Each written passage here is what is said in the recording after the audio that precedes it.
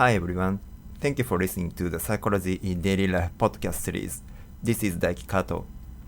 Do you have any favorite songs? Do you listen to music in your daily life? I love listening to music. There was an old CD player in my office, but it didn't work for a year.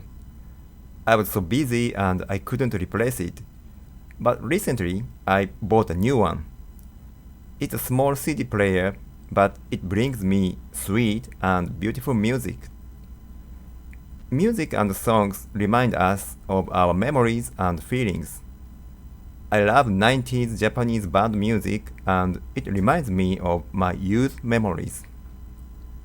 I hope you enjoy your life with your favorite music. Thank you for listening to the episode and see you next time. Bye.